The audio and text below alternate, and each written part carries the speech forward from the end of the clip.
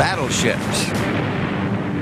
Their gigantic guns can hurl deadly projectiles the weight of an automobile against targets more than 20 miles away. They are still among the fastest, largest, and most powerful warships ever to sail the world's oceans. Deep inside the armored hull, men program critical data into a sophisticated central nervous system. Its origins date to the last century. At their command, the guns fire with fearful accuracy. For 100 years, proud symbols of the world's mightiest nations. Great fighting machines that had no equal. Home to that special breed of fighting man, the battleship sailor. Victors and victims in the war at sea. On their decks have unfolded many a turning point in the history of the 20th century. The battleship, long thought unsinkable, indestructible, until the morning of December 7, 1941, when at Pearl Harbor, her mastery of the sea seemed over, eclipsed by the terrible power and accuracy of carrier-based aircraft. Yet she reappears in Korea and Vietnam, and 50 years after the premature report of her death at Pearl Harbor, her weapons echo across the waters of the Persian Gulf. Once again, the battleship is back. This is her story.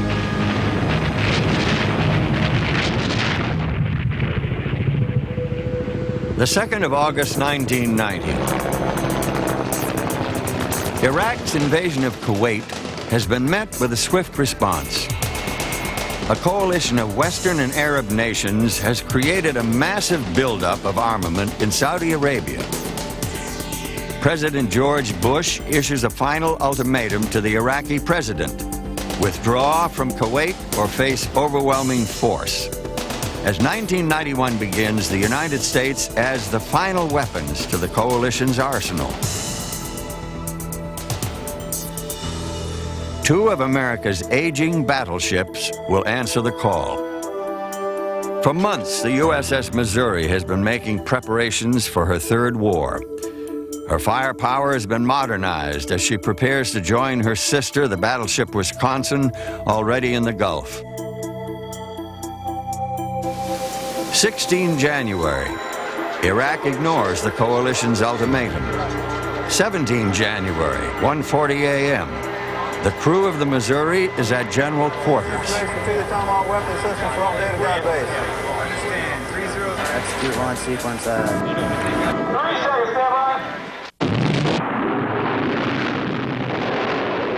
Missouri Captain Lee Case. The Tomahawks, of course, were the first ones launched in the war, and this was the first time that the battleship Missouri entered the modern age with modern weapons.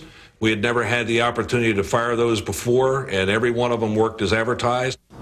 And the Missouri's basic armament, her 50-year-old 16-inch guns, were fired in anger for the first time since the Korean War. The target was the port city of Khafji, Saudi Arabia. To get within range, the Missouri moved into the shallows. There were only 3 feet of water beneath her keel. Lee Case. Well, when the big guns were fired in anger for the first time during the Gulf War, a cheer could be heard from one end of the ship to the other. You could hear over the sound-powered phones the excitement of all the people in the plotting rooms. The turret that got to fire the first round, I think, was probably the big heroes of the day at that particular time. Later, when the ground war to recapture Kuwait began, the Missouri pounded away with her big guns to support the soldiers and Marines ashore. She fired one 16-inch round every 15 seconds, 9 guns firing in rotation, reloaded in under 1 minute per barrel. In just 2 hours, the Missouri had fired 133 rounds. Not bad for an aging lady.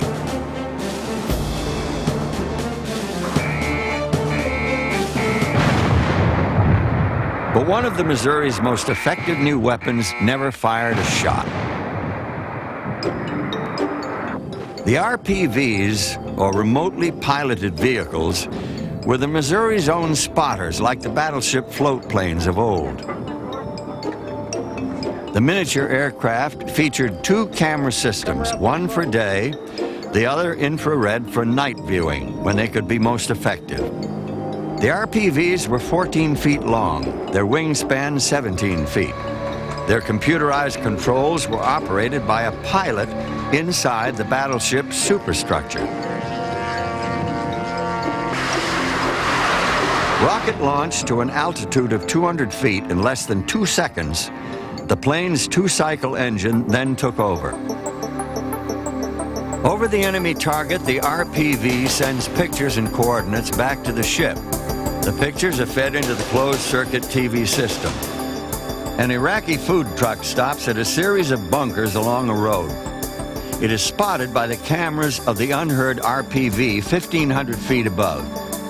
The positions are fed into the Missouri's computer, and when the big guns fire, they are precisely on target.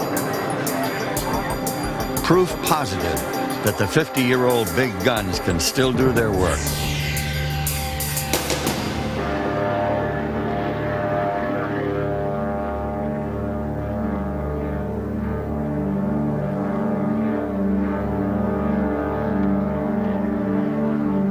For Lee Case, the RPV was the perfect airborne spotter.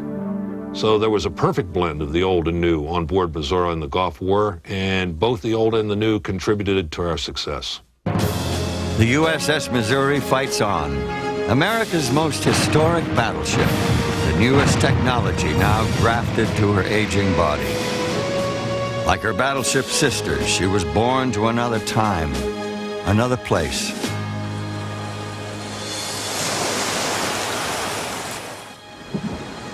Far from the Persian Gulf, off the Hawaiian island of Oahu, is the watery graveyard of another great battleship.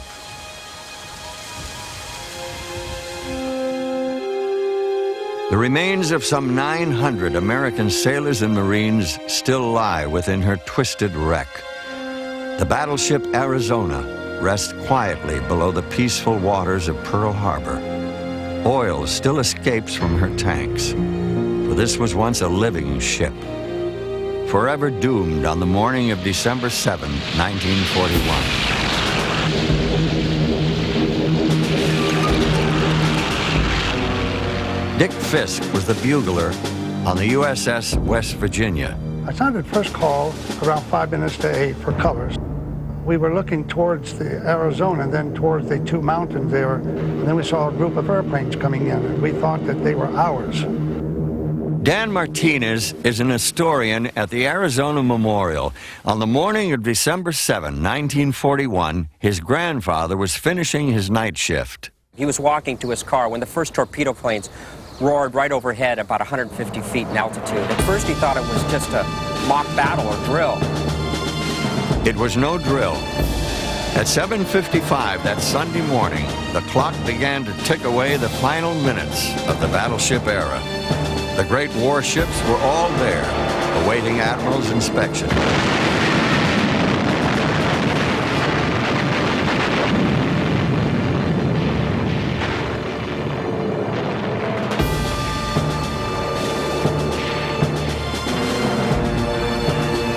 For the skilled Japanese pilots who had long practiced for this secret mission, the American battleships moored so tightly in a row were a textbook target to which they brought new and terrible weapons of war. The development of a shallow water torpedo was essential to the success of the attack. The Japanese knew that Pearl Harbor was only 45 feet deep. American commanders felt secure in Pearl Harbor. They were sure torpedoes required a depth of 100 feet before they could be effective. But they were wrong.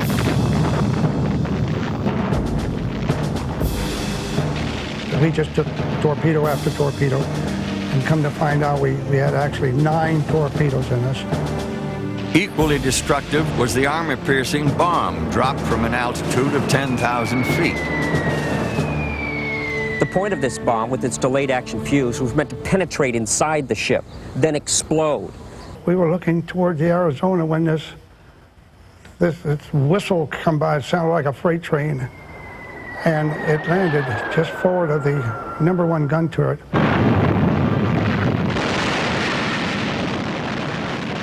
I thought that the battleship was most invincible. Nothing can hurt it. 16 inches of armor plating? Ain't nothing gonna go through that. The Arizona foundered in 9 minutes and burned for 2.5 days.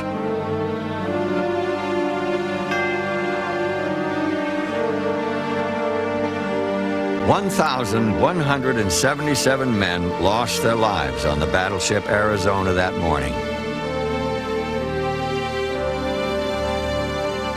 With the death of the Arizona, it seemed, died the battleship itself. For half a century, the universal symbol of naval pride and power.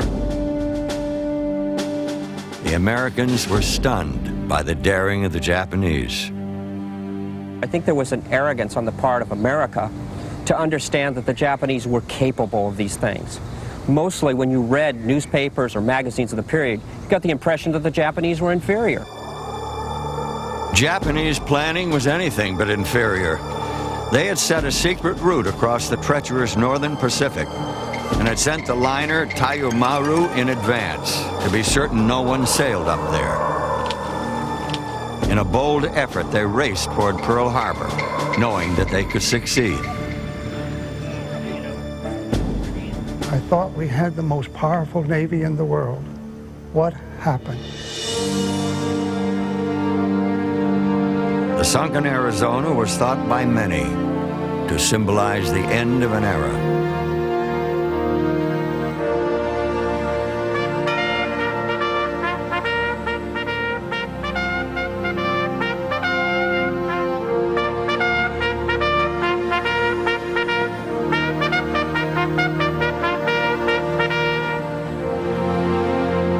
Today, there are no battleships on Battleship Row. Only the symbols and memories of those once great warships and of the war itself linger on. The Japanese had been planning their attack for over a year. Their war plan had been secretly but actively in operation since the fall of 1941. It included the conquest of Guam, Wake Island, Hong Kong, the Philippines, and Malaya. It began with their surprise attack on the Americans. On December 8, just one day after the fateful and tragic attack at Pearl Harbor at the British Admiralty in London, the leadership of the Royal Navy met to debate the future deployment of its 2 warships, Prince of Wales and Repulse, Winston Churchill's personal choice to protect the far-flung reaches of the British Empire. It was the Prince of Wales that just 4 months earlier carried Churchill across the Atlantic for his historic face-to-face meeting with the American president.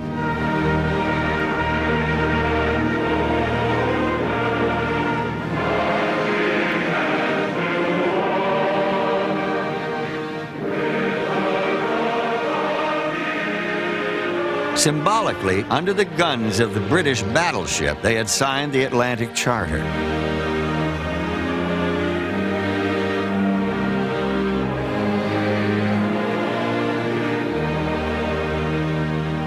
Now in the Pacific, the Prince of Wales and Repulse are the lone symbols of Britain's resolve. The question, should these 2 now be rushed to Pearl Harbor? The debate continues throughout December 9. At day's end, they adjourn. The decision will be taken tomorrow, December 10, 1941. But off the coast of Malaya, it already is tomorrow. As Admiralty officials sleep in London, Repulse and Prince of Wales search the sea for a Japanese landing force and are spotted from the air. As at Pearl Harbor 48 hours earlier, the combination of high-level bombers and low-flying torpedo planes is devastating. It will be the first time that aircraft will sink a battleship underway at sea. 840 British seamen lose their lives when the Prince of Wales and Repulse are both sunk. Those who had been debating the future of the two battleships awake to hear the terrible news. British naval historian Eric Grove. The Prince of Wales and Repulse was very much Churchill's own miscalculation. He thought that a small, fast squadron of capital ships based in Singapore would act as a very potent deterrent to a country that he thought of as effectively a bunch of rather crude yellow men who hadn't really grasped Western technology.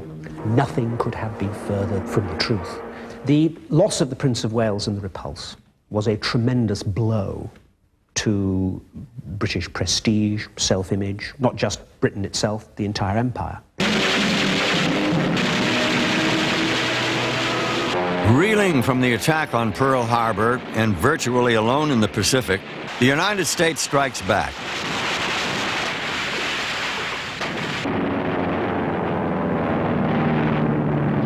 Her two Pearl Harbor-based aircraft carriers were at sea during the attack on December 7. By the spring of 1942, they had ravaged the Japanese fleet in the battles of the Coral Sea and Midway. At Midway alone, the Japanese lost 4 carriers and over 300 planes.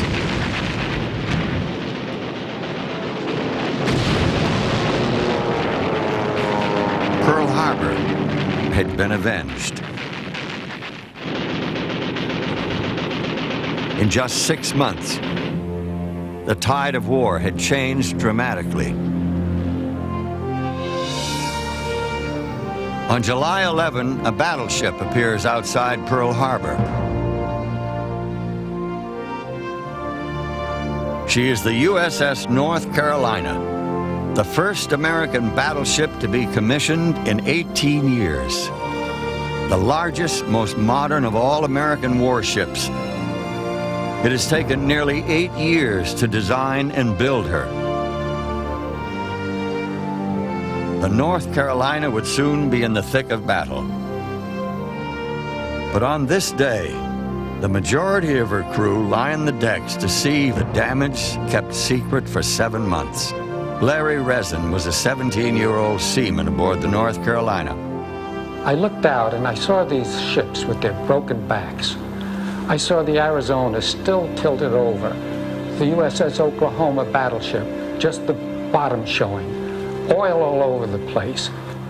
All of a sudden, there was this cheer from the men on the ships, from the shore, and I said to myself, we haven't done a thing, a damn thing, and they're cheering us. Ken Hughes was at Pearl Harbor when the North Carolina came down the channel. What I saw there that day was the most magnificent man of war that any of us had ever seen. This ship meant that we had people, ships, and ammunition coming out of the States that were going to be there in short order, and they were going to help us survive. The North Carolina would fight in every major campaign from Guadalcanal to the bombardment of Japan. She first saw action on 24 August 1942 while protecting the carrier Enterprise.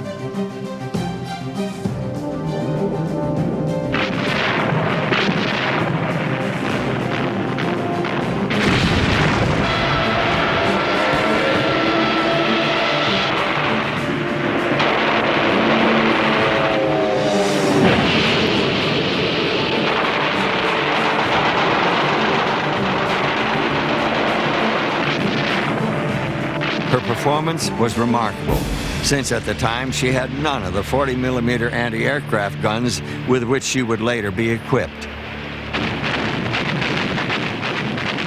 At one point, 6 dive bombers were driven off by her primitive 20mm deck guns. And by day's end, she had shot down 7 planes and assisted with 7 more. As the war progressed, the North Carolina bristled with anti-aircraft guns. In her lifetime, the North Carolina's guns served her well. She earned battle stars for 15 campaigns. 9 times she shelled enemy positions ashore. She sank a troop ship, destroyed at least 24 aircraft, and defended American carriers against scores of attacks. In 1942, the North Carolina was a symbol of America's new strength in the Pacific. She would soon be joined by 6 of the 8 battleships the Japanese thought they had destroyed at Pearl Harbor.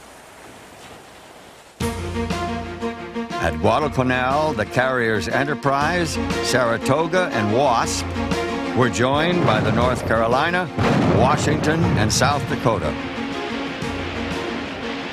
Roosevelt Flinard served aboard the North Carolina. August 7th, 8th, and 9th, 1942, the North Carolina was a part of a task force that was invaded Guadalcanal. We began firing before daybreak, and we fired several hours. After we bombarded the island a while, then the planes came in for bombardment. We backed out. The American carrier-based aircraft made certain that the Japanese would not reinforce their positions on the island. So our role was to protect the carrier from any other carrier planes and other ships that were in the area. Our job in the magazine was to get powder and shells up to the gun. We were sealed in. We were 3 or 4 decks down in this magazine. We would have to really work hard when it was an air attack, because the 5-inch guns were shooting bam, bam, bam real fast, and we just had to get the powder up there to them. The men shut up in the North Carolina and in other battleships during an air attack could track the Japanese planes coming closer and closer by listening to the guns. First the 5-inch, then the more rapid 40 millimeter, and finally the deck-mounted 20 millimeter as the planes that survived came within close range. Fall 1942. The battle for Guadalcanal wears on. The Japanese send one of their most powerful battleships, the Kirishima, to bombard the American air base at Henderson Field.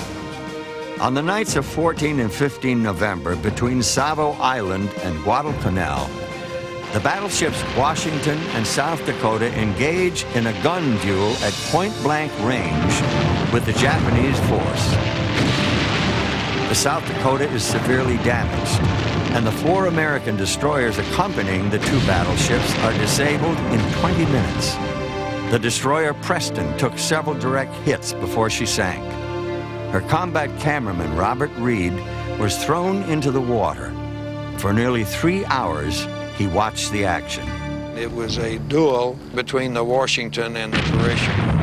The Kirishima was outgunned. Her 14-inchers could not penetrate the Washington's steel-armored belt. The 16-inchers of the Washington did penetrate the 14-inch belt of the Kirishima and spelled her doom. She apparently burned and exploded until she finally went down, according to the battle reports, around 3 a.m. or 3:30. Throughout 1943, the Allied offensive grows ever stronger. American technology and training overwhelm the enemy.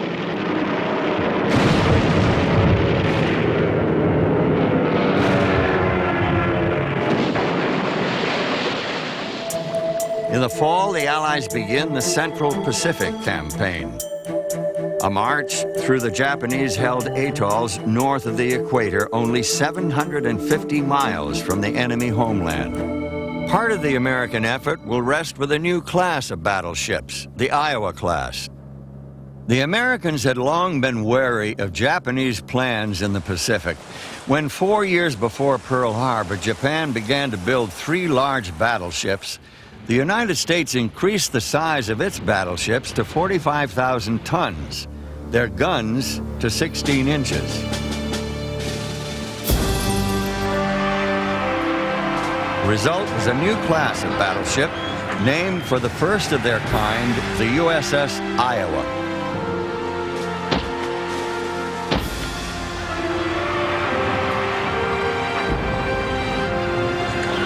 More than 5 years in design and construction, the Iowa and the Missouri would be built in the New York Navy Yard, the New Jersey and Wisconsin in Philadelphia. Up to 10,000 people had a hand in the construction of each ship. The Missouri alone required 3 million man-days of work. In recognition of the threat from enemy aircraft, the 4 Iowa-class ships had been designed with an emphasis on the protection of their turrets, machinery, and magazines against aerial bombs. The heaviest armor was more than 6 inches thick. 2 huge belts along the sides were angled inboard to provide protection equal to 13.5 inches of steel. The plates that were locked together to make up the belts weighed 50 tons each. The huge crane was at its limit as it positioned them to be welded in place. Because all of the Iowas entered service late in the war, each was equipped with the newest technology, including surface and air search radar that could track enemy aircraft 100 miles away. Each of the 3 turrets on an Iowa-class ship contained 3 of the newest 16-inch guns, the most powerful guns ever mounted on a U.S. warship. With its improved range, an armor-piercing shell from one of the new 16-inch guns was said to be capable of penetrating 32 feet of reinforced concrete. The Iowas had the greatest anti-aircraft capability of any ship in World War II. Their secondary armament included 25-inch guns in 10 twin mounts and 130 smaller anti-aircraft guns.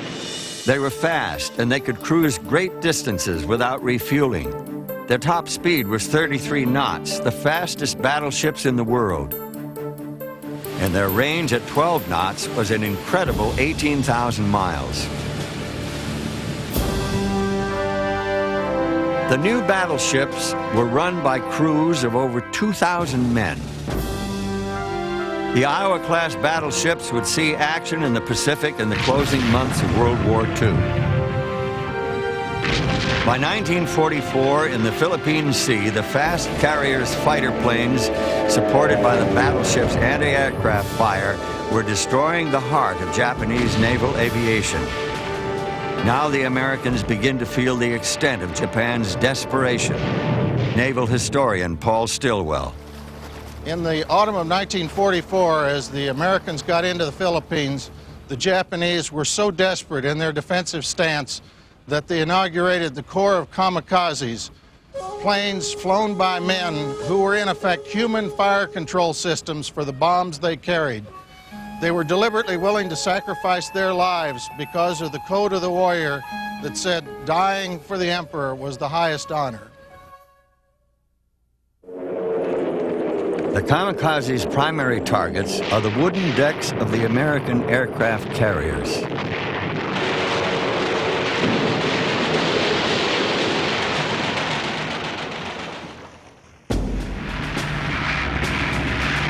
On 24 October, a force of 259 carrier-based American bombers and torpedo planes attacked 4 of Japan's largest battleships in the Sibuyan Sea. The American pilots concentrate on Musashi as she falls behind the others.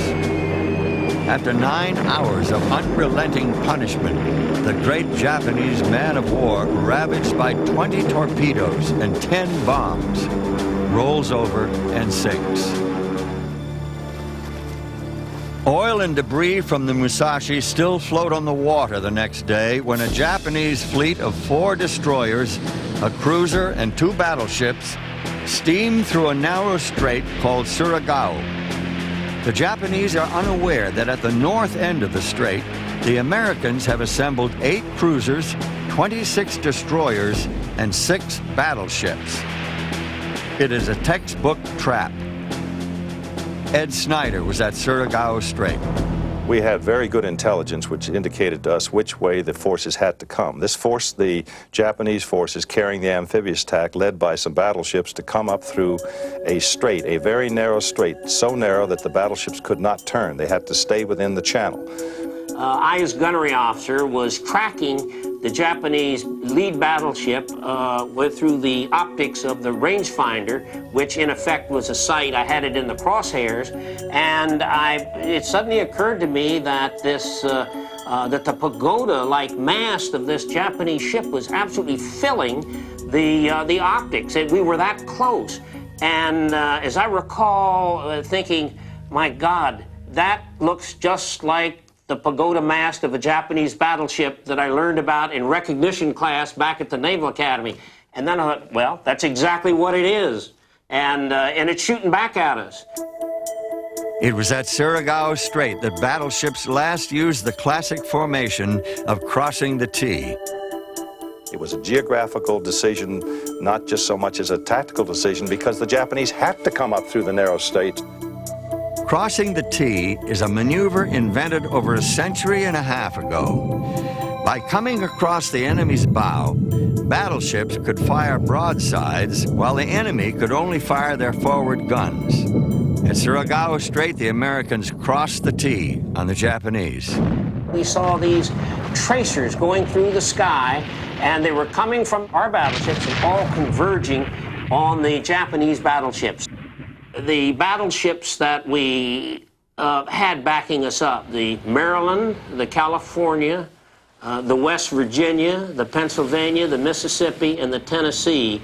What poetic justice that these ships that were sunk at Pearl Harbor are going to go into action against Japanese battleships.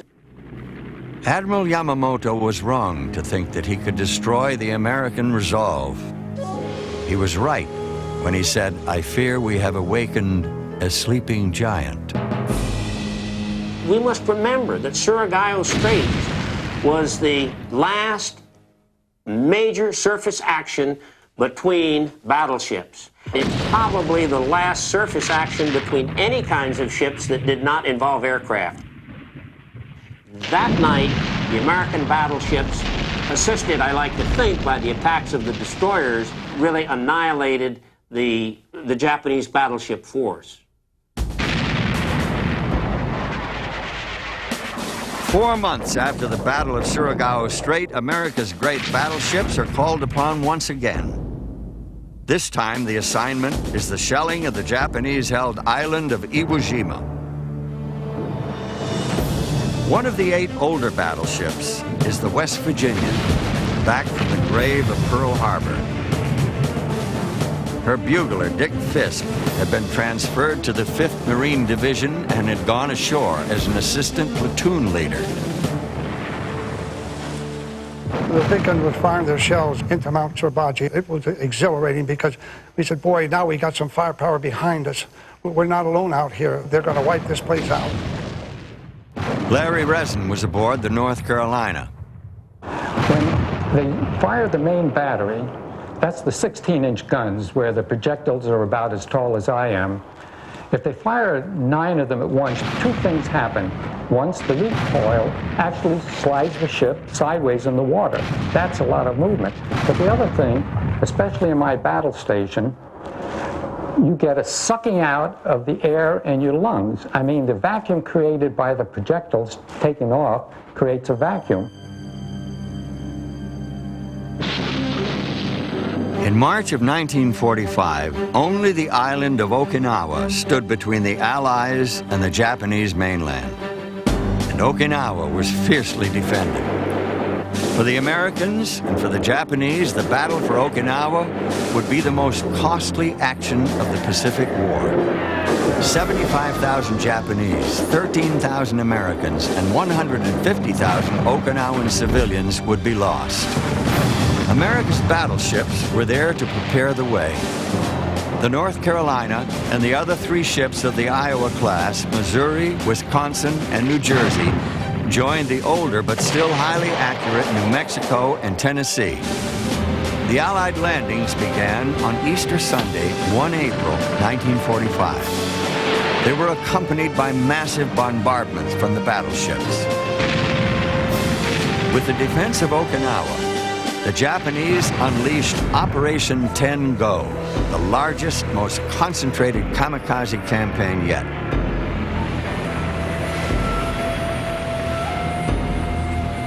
As I'm looking through these binoculars, which are huge binoculars called the eyes on the signal bridge, and I'm looking at this plane coming down as I see the shells coming out forward all around, and then all of a sudden I look in the side of the cockpit and I see the pilot, I see his fixed eyes, and then all of a sudden the wings come off, the explosions occur, the engine evidently catches on fire, and the pilot, with blood ringing down his face, leans over and slumps, meaning he's dead. That the plane still keeps coming like a ballistic missile straight at you, straight down. Very fortunately, it missed us by about 100 yards. Operation 10 Go was truly a massive suicide campaign. The Americans had never seen anything like it. Thousands of young pilots eager to die as human bombs, believing they were part of a divine wind. Thousands of kamikaze planes were shot out of the sky by carrier-based fighters and anti-aircraft fire from the battleships. Still, there were others that found their mark. 33 American ships and 5,000 men were lost to kamikaze attacks during Operation 10 Go. But perhaps the greatest kamikaze mission of all time involved not aircraft, but a battleship, the largest, most fearsome battleship ever built.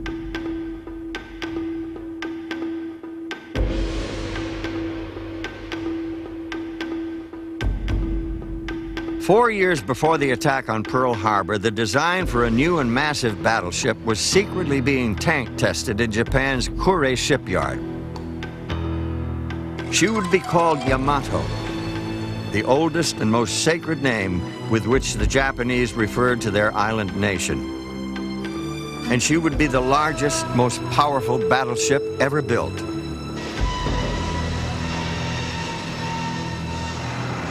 A huge roof covered the behemoth. When trains moved past the construction, attendants drew the curtains to cut off the view. Under a shroud of secrecy, the great ship took shape. Nearly 23,000 tons of her total weight was in her armor, a record that has never been equaled. Her largest guns were over 18 inches in diameter, and one single turret weighed more than a heavy destroyer. She carried 12 6-inch and 12 5-inch guns in her secondary battery and bristled with 152 25mm anti-aircraft guns. Her watertight compartments and hundreds of design innovations made her the most glorious symbol of Japanese naval supremacy. But it would all be in vain. 6 April 1945. The battleship Yamato and 9 support vessels steam out of the port of Kure into the East China Sea. She is completely armed, but carries only enough fuel for a one-way trip to Okinawa. Ceremonial sake and prayers are offered to the 2,500-man crew.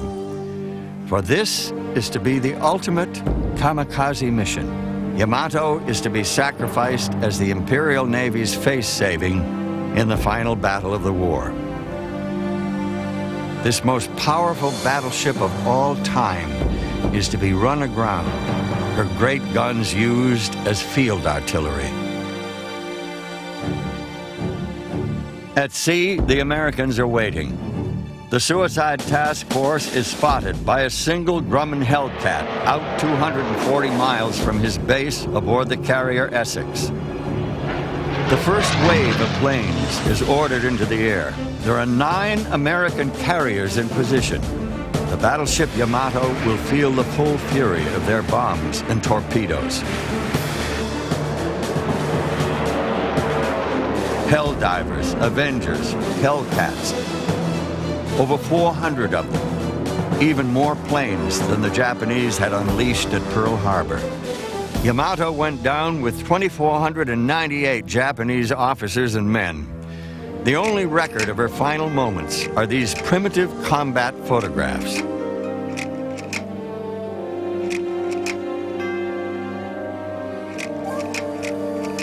But one can imagine such horror by recalling the death of another invincible battleship, HMS Barham,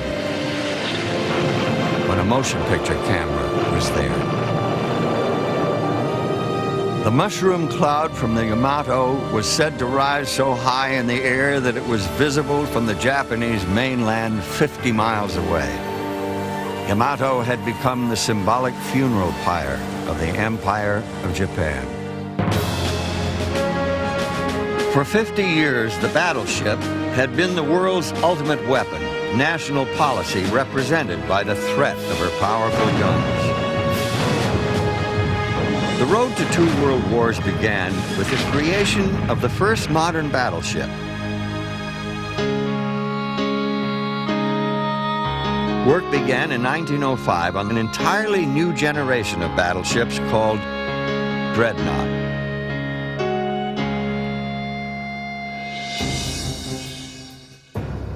HMS Dreadnought would be the heaviest, fastest warship afloat. Her firepower was concentrated in 10 12-inch guns. To protect her magazine, she was wrapped with armor plate 11 inches thick. Below her waterline, 18 watertight compartments made her unsinkable.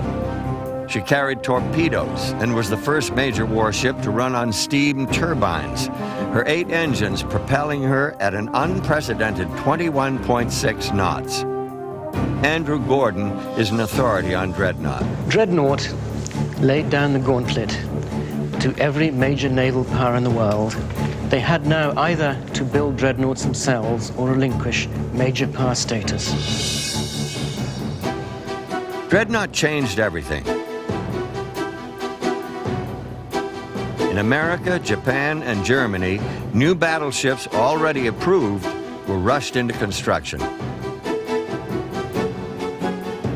The word dreadnought became synonymous with the new and more powerful battleships.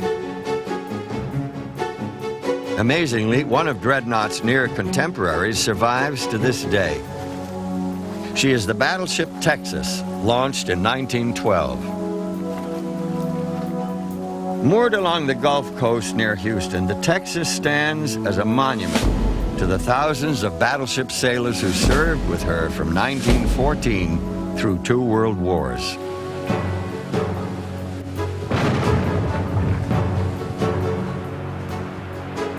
The guns on the Texas were controlled by primitive computers.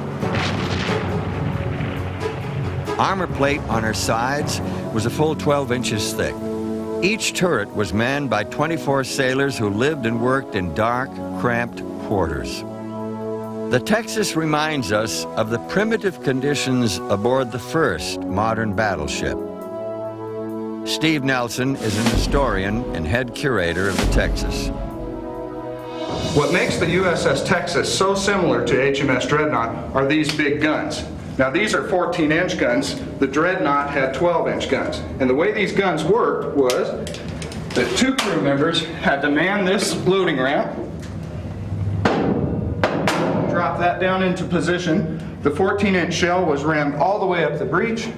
400 pounds of powder was placed in behind the shell. The crew had to grab the ramp again, making sure that it breaks in the middle, closing up. The breech was closed.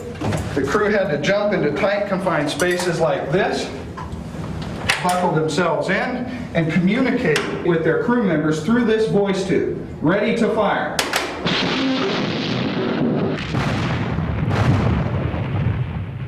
Ironically, Dreadnought would never fire her great guns in anger. Yet, within the decade, her existence would propel the world into war. June 28, 1914. The Archduke of Austria and his wife are assassinated by anarchists. The world explodes into war.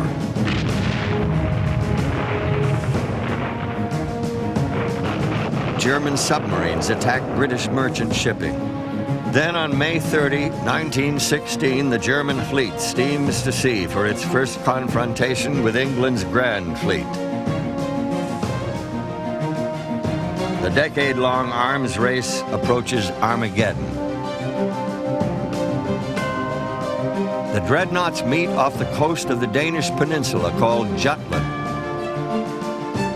250 warships fight the greatest sea battle the world has ever seen.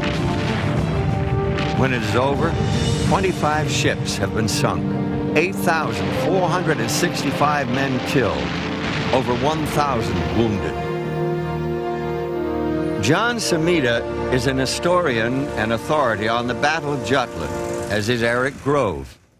They are at Admiralty headquarters on London's Pall Mall. The problem to the people who sat in this room was that the battle had not succeeded in gaining the crucial objective, the destruction of the high sea fleet. The battle did succeed in proving that the dreadnoughts were vulnerable. The German reaction was to keep her battleships in port for the remainder of the war. The British had failed to win an overwhelming victory at Jutland because the success of their big guns at long distances in the smoke and haze was only 2 or 3% of hits to shots fired. The problem for the Royal Navy at the Battle of Jutland was her battle fleet was prepared before the war for a battle that was going to take place at much lower ranges. The British were working on a system of firing battleship guns at very long ranges. It was based on the work of Arthur Hungerford Pollen, who created a primitive computer before the word computer had been invented. Pollen developed the idea of using very advanced rangefinders that were gyroscopically stabilized against the motion of his own ship, a very advanced analog computer, very advanced systems of transmitting the calculations of that computer to the guns. The Pollen system would have greatly improved accuracy, but was too expensive and was rejected by the Admiralty. They'd been informed by their intelligence that the Germans intended to fight at very short ranges. Their intelligence was dead wrong. This raised huge question marks over the whole way the British Royal Navy did its business. Admiral Beatty was in close contact with the Board of Admiralty who sat in this room. He said, there's something wrong with our bloody ships today and something wrong with our system. In the closing days of World War I, in the Adriatic Sea, an Italian speedboat fires its torpedoes at 2 Austrian dreadnoughts. A combat cameraman aboard the Tagetov watches as 2 milky white tracks head for the St. Stephen. These pictures document the first sinking of a battleship by a simple torpedo exploding below her armor belt, where she was to prove as vulnerable as any other ship. The primitive camera grinds on as nearly 1,000 men are lost.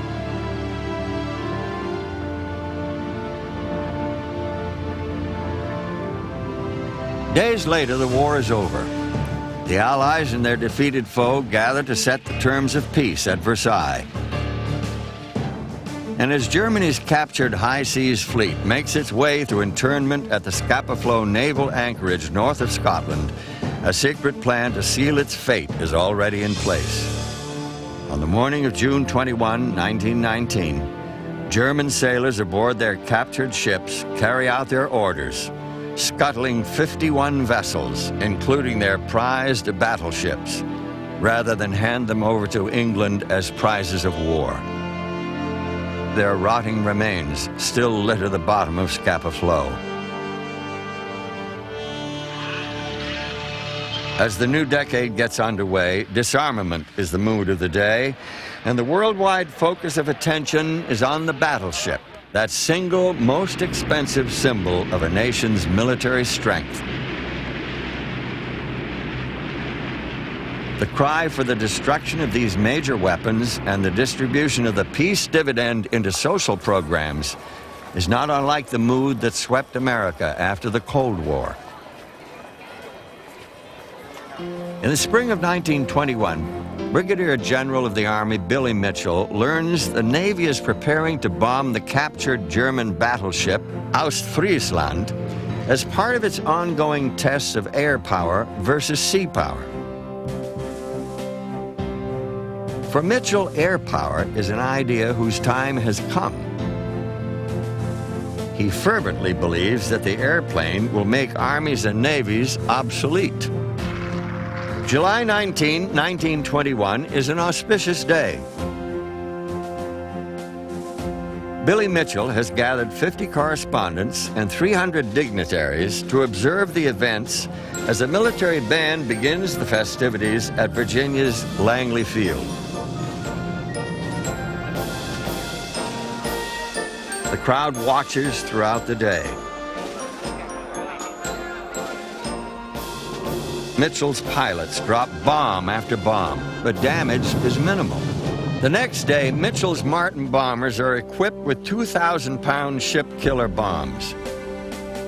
They are the biggest bombs in the world. Today, they will find their mark. Some are set to explode 30 feet beneath the surface of the water, as if multiple torpedoes are striking the ship from below, where she carries no protective armor. Finally, the Ostfriesland slips beneath the waters of the Chesapeake just 21 minutes after the day's work began. Air power has met the battleship head-on, and it's been a bad day for the Navy. And so, in the fall of 1921, with Mitchell's triumph as prologue, the International Disarmament Conferences begin in Washington. When the meetings are over, guns on all existing warships are limited to 14 inches and displacement to 35,000 tons. No new battleships are to be built for 10 years. Others must be destroyed. France is given equality in tonnage with Italy, as is Britain with the United States. Germany is to be kept inferior to everyone, including the Japanese, who are angered when they are forced to accept a battleship strength well below Britain and America. Some will later say, on the day the conference ended, World War II began.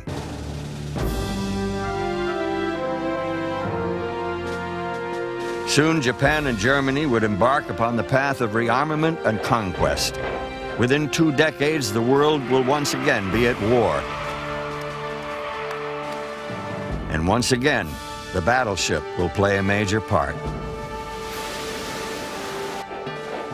It is 1939. Adolf Hitler has overrun Eastern Europe.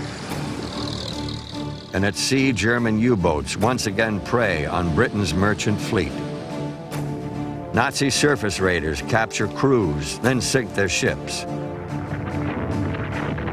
One such raider is the German battleship Admiral Graf Spee. Her captain, Hans Langsdorff, is a veteran of the First World War. He is known for his humane leadership. In the past year, he has destroyed 9 merchant ships without the loss of a single life. I think he had a real sense of responsibility for his ship's company, and he felt that decisions he had taken himself to risk the ship and risk them should not lead his men into very dangerous situations. Now, in the closing weeks of 1939, Hitler dispatches Langsdorff to intercept British cargo vessels off the coast of Uruguay. He was going to the River Plate to find a convoy that he would sink together with the escort, and he had been given the strictest of orders that the last thing a German raider should do was engage British warships. But for some unknown reason, Langsdorff disobeys. Perhaps he thinks any British warships in the area will be small and easily sunk. Aboard the British cruiser Ajax, Commodore Henry Harwood has been hunting the Graf Spee for months.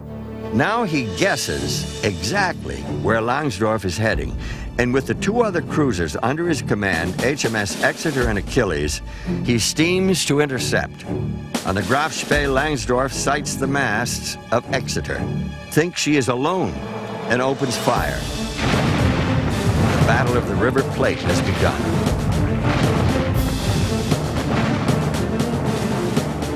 The Graf Spee's gunnery is superb.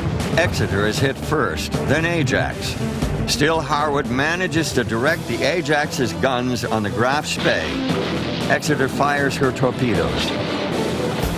The Germans must turn hard to avoid them and thereby leave the field of battle. Langsdorff orders the Graf Spee to the neutral harbor at Montevideo. He pleads for time to make repairs, but the Uruguayan authorities refuse. The ship is badly damaged and her captain has received 2 head wounds. The Graf Spee must leave in 72 hours. Langsdorff radios Berlin for instructions. At 5:25 on Sunday afternoon, 17 December 1939, this wounded symbol of Hitler's Navy weighs anchor and heads to sea. Outside the harbor, the British warships wait. A huge crowd has assembled to watch the battle to come. But there will be no battle. Just beyond the 3-mile limit, the battleship turns west and anchors. Captain Langsdorff and his officers depart the ship to find safe haven in Buenos Aires. Shortly afterward, explosions racked the Graf Spee.